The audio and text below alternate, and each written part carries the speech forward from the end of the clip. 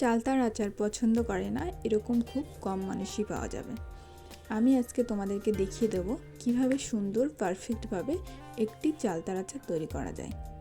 আর তোমরা সবাই দেখছো বাহারি রান্না, সাথে থাকছি সাথী।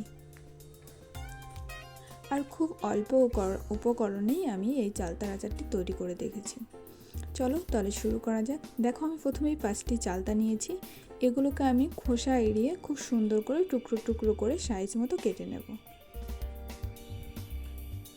তারপর কিছু মশলাও রয়েছে, যে মশলাগুলো আমাদের সাধারণত ঘরেই থাকে সেগুলো দেখিয়ে দিই। দেখো, কিছু শুকনো লঙ্কা আছে, একটু জিরে, 5 ফোড়ন, গোটা ধনে, গোটা গরম মশলা বা দারচিনি বলতে পারো, আর তেজপাতা। এগুলোকে এবার আমি শুকনো একটি কড়াইয়ে সুন্দর করে ভেজে নেব। হ্যাঁ, অল্প আছে ভাজবো, তা না হলে কিন্তু বেশি পুড়ে গেলে মশলাটা কিন্তু একটু তেতো তেতো ভাব হয়ে যাবে, যেগুলো আচারে দিলে কিন্তু একদম খেতে ভালো লাগবে না। আমি প্রথমে শুকনো লঙ্কাটা ভেজে নিচ্ছি, একটু আচা আচা ভাব হলে তারপরে ধনে, 5 ফোড়ন এগুলো দিয়ে দিয়েছি।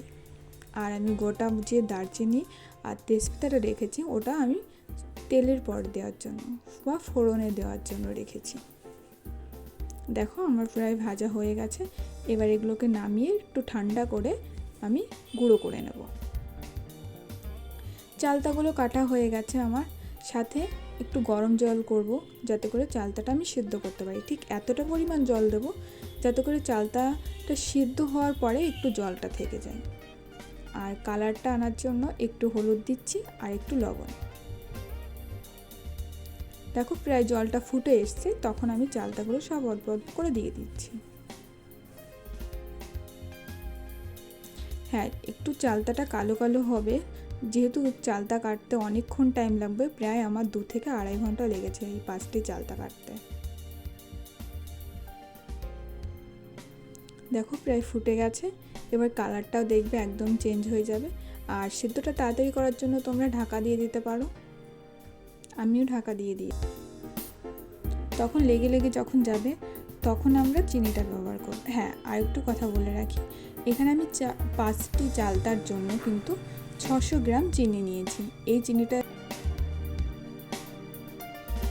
এখানে আমি কিছুটা লবণ দিয়ে দিচ্ছি, কারণ এই জন্য আমরা লবণটা দেবো কিন্তু পরিমাণ মতো করে, যেহেতু আমরা আগে একটু লবণ ব্যবহার করেছি।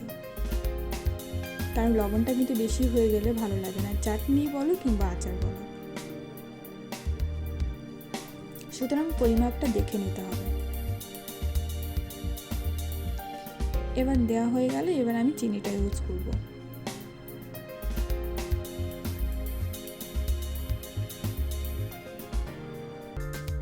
যখন উল্টাবে তখন দেখতেই পারবে, যেহেতু চিনি দিয়ে করছি, সুতরাং এখানে যদি বেশি একটু টান টান ভাব হয়ে যায় তাহলে একটু শক্ত শক্ত ভাব হয়ে থাকবে, সেহেতু একটু জল জল থাকতেই নামিয়ে দেবো যাতে করে চালতাটা খুব সুন্দর হয়। দেখো, আমার পারফেক্টভাবে চালতাটা তৈরি হয়ে গেছে।